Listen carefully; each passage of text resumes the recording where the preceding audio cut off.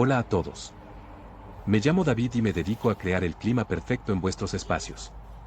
Ya sea para combatir el frío o el calor, tanto en una vivienda como en una instalación industrial, siempre estoy listo para ayudar.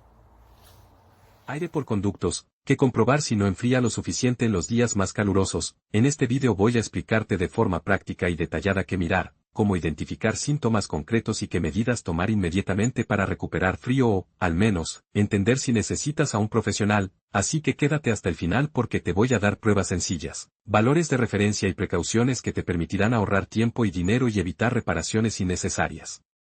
Cuando hablo de aire por conductos me refiero a sistemas centrales de climatización que distribuyen aire desde una unidad interior a través de una red de conductos hasta las rejillas de impulsión y retorno. Estos sistemas pueden fallar por muchas razones diferentes y en días de calor extremo se nota especialmente porque la demanda aumenta y las debilidades del sistema se acentúan, por eso mi enfoque será práctico. Te guiaré en lo que puedes comprobar con herramientas básicas como un termómetro, una linterna, un destornillador básico y, si tienes, un multímetro, y también te explicaré los signos que deben hacerte llamar a un técnico certificado, por ejemplo cuando hay sospecha de fuga de refrigerante o falla del compresor. Primero, lo básico y lo más habitual que yo siempre reviso es el filtro de aire. Un filtro sucio puede reducir el flujo de aire de forma drástica y hacer que la evaporadora se enfríe demasiado, se forme hielo o simplemente que el aire que sale no sea frío. Yo recomiendo quitar el filtro y mirarlo a contraluz. Si ves polvo compactado o grandes manchas lo cambias o limpias inmediatamente y pruebas el equipo de nuevo. Con el filtro limpio podrás ya distinguir si el problema era obvio o si hay otras causas.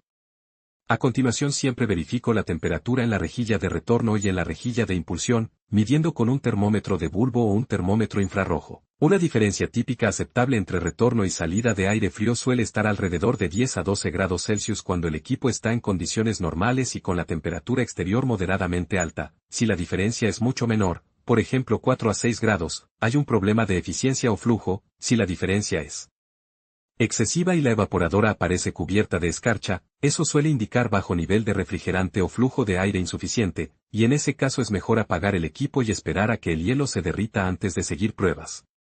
Antes de abrir nada yo observo la unidad exterior, está despejada, con al menos 30 a 60 centímetros de espacio libre a su alrededor para permitir el intercambio de aire, no tiene hojas, polvo compacto o césped obstruyendo las aletas del condensador. Si las aletas están sucias puedes soplar con una manguera a baja presión en dirección inversa al flujo o usar un cepillo suave para quitar polvo adherido, pero evita doblar las aletas. Una unidad exterior muy sucia o con obstrucción hace que el condensador no discharge correctamente el calor y el sistema pierda capacidad de enfriamiento.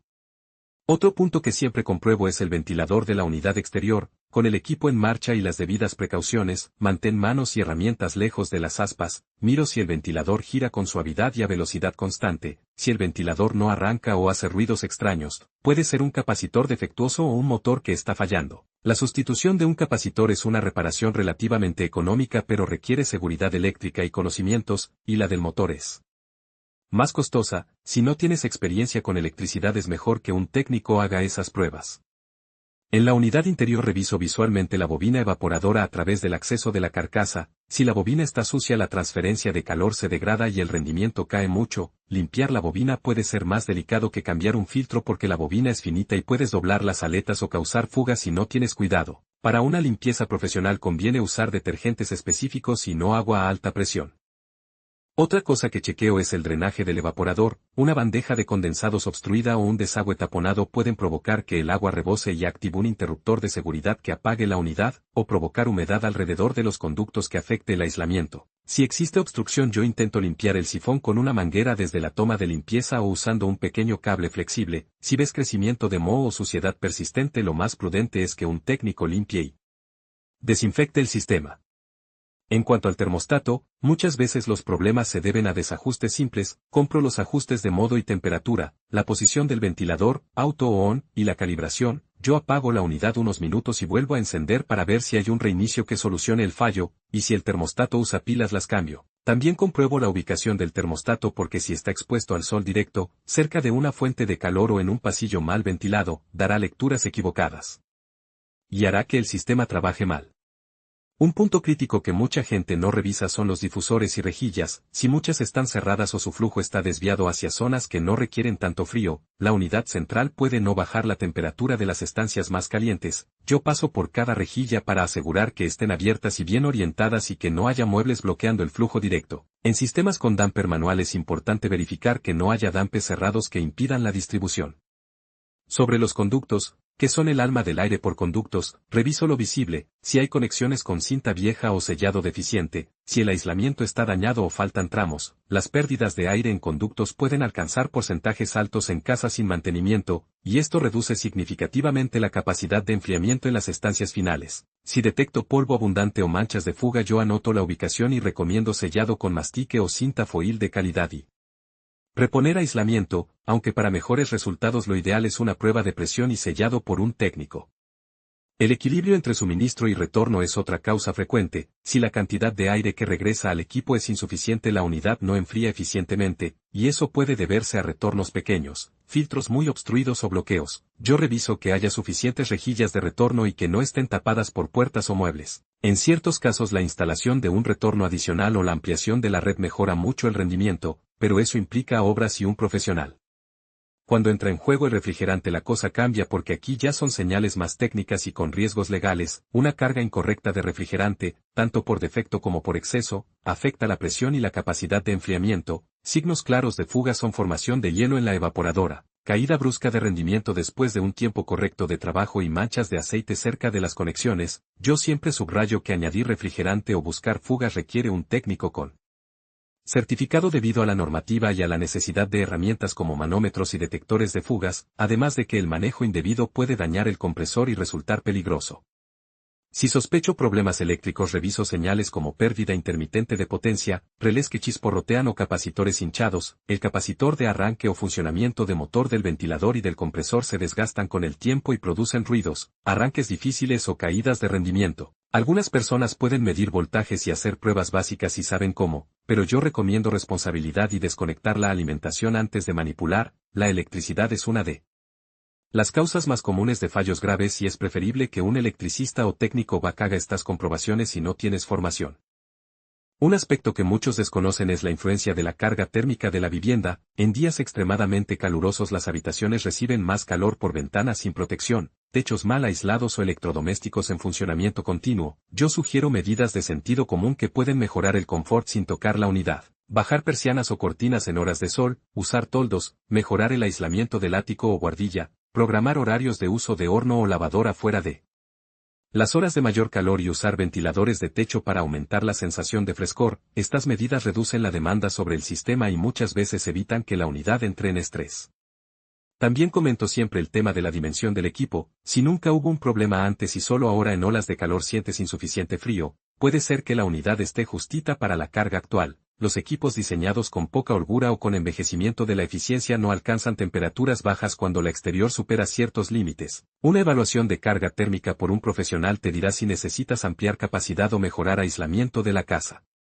En cuanto a mediciones más específicas que yo realizo si tengo las herramientas, uso un termómetro para medir los retornos y suministros y calculo el delta T, observo la presión de succión y descarga con manómetros en manos de técnico, y mido las corrientes de motor con un pin amperimétricas y sospecho componentes eléctricos. Sin embargo, repito que pruebas con refrigerante o manipulación eléctrica sin la formación adecuada no son recomendables.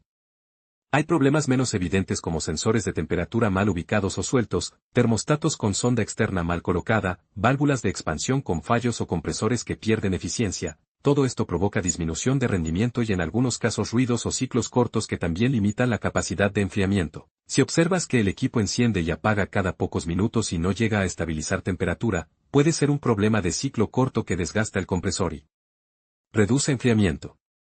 En cuanto a sonido y vibraciones, si la unidad exterior hace ruidos de golpeteo o vibración intensa, eso puede indicar problemas mecánicos en el compresor, soportes sueltos o un ventilador desequilibrado, y eso afecta indirectamente la capacidad de intercambio de calor. La corrección suele requerir desmontaje parcial y calibración por técnico. Si tengo dudas sobre fugas en conductos o rendimiento real de la instalación, una prueba que yo recomiendo es cerrar todas las rejillas excepto una y medir la temperatura de esa única rejilla después de unos minutos, comparando con el retorno. Esto te da una idea de si hay suficiente flujo y si la zona está recibiendo aire correctamente. pero no es sustituto de una evaluación completa de conductos. Además, hay controles simples que suelen mejorar rendimiento sin coste o con gasto mínimo, revisar y limpiar rejillas y difusores, asegurarte de que el área de la unidad exterior esté libre, mantener el termostato calibrado, programar revisiones estacionales y cambiar filtros con periodicidad acorde al uso y tipo de filtro. Si tienes mascotas o mucho polvo, cambia con más frecuencia. En cuanto a intervalos de mantenimiento, yo recomiendo revisar y limpiar filtros mensual o bimensualmente en temporada alta, una revisión profesional anual antes del verano que incluya comprobación de carga, limpieza profunda de bobinas y comprobación eléctrica, y una revisión adicional si notas pérdida de rendimiento. Hay remedios a corto plazo para mitigar calor extremo mientras se soluciona el origen: bajar la consigna unos grados, usar ventiladores para aumentar sensación térmica, programar horarios de uso de la casa para aprovechar la noche, y si es posible usar ventilación nocturna para refrescar la masa térmica. Todo esto reduce la presión sobre el sistema. Cuando corres el riesgo de daños mayores, hielo en la evaporadora, ruidos metálicos, disparos de protecciones eléctricas, o pérdida de aceite visible, son señales de que es imprescindible parar y llamar a un técnico. Intentar forzar el equipo en esas condiciones puede destruir el compresor, que es la reparación más cara. Respecto a costes orientativos, cambiar un filtro o limpiar rejillas es económico y lo puedes hacer tú. Limpiar la unidad exterior o interior en profundidad puede costar un servicio medio. Reemplazar un capacitor o un motor de ventilador tiene un coste intermedio y lo suele hacer un técnico en horas. Una recarga de refrigerante o reparación de fugas depende del gas y la complejidad y puede ser costosa, y reemplazar el compresor o la unidad completa es la opción más cara. Para decidir si llamar a un técnico yo hago estas preguntas: ¿he descartado filtros sucios, rejillas cerradas y termostato mal ubicado? ¿La unidad exterior está obstruida o su ventilador no funciona? ¿Hay hielo en la evaporadora o signos de fuga? ¿Hay ruidos o disparos eléctricos? Si respondo afirmativamente a las dos últimas, no dudo en contactar con un profesional certificado. También explico a mis clientes cómo documentar el problema antes de la visita: anotar temperatura interior y exterior, medir el delta T si es posible, mirar códigos de error en termostatos o unidades y registrar cuándo ocurrió. Esto ayuda al técnico a diagnosticar más rápido. No menosprecio la importancia de la calidad de instalación. Muchos problemas de rendimiento provienen de un dimensionamiento o instalación deficientes, como conductos mal calculados, demasiadas curvas, ventiladores de insuficiente potencia o falta de aislamiento. Si una casa fue remodelada y se cambiaron ventanas o puertas sin recalcular la carga térmica, es normal que el equipo antiguo quede corto en días calurosos. Finalmente, quiero que te lleves una lista mental clara. Primero revisa filtros y rejillas, después observa la unidad exterior y el ventilador, verifica temperaturas de retorno y suministro para calcular delta T, chequea termostato y su ubicación, inspecciona visualmente conductos accesibles y desagües, y ante cualquier signo de fuga de refrigerante o problema eléctrico llama a un profesional. Con estas comprobaciones puedes identificar la mayoría de problemas comunes y decidir si puedes resolverlo por tu cuenta o si requiere intervención técnica. He intentado condensar aquí todo lo que yo reviso cuando me llaman, porque muchas veces se puede recuperar el confort con acciones sencillas y, cuando no, identifica señales claras que justifican la inversión en diagnóstico y reparación profesional. Si quieres, en próximos vídeos puedo mostrar pruebas en campo con termómetro, cómo medir delta T paso a paso, y que revisa exactamente el técnico cuando mide presiones y corrientes, pero por ahora aplica estas comprobaciones y toma decisiones informadas para que tu sistema de aire por conductos rinda cuando más lo necesitas. Gracias por haber visto este video hasta el final. Espero de verdad que os haya resultado útil. Dejad un me gusta solo si realmente os ha gustado el contenido y, si creéis que hay algo que podría mejorar, contádmelo en los comentarios. Me interesa conocer vuestra opinión.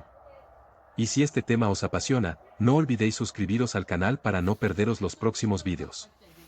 Hasta la próxima.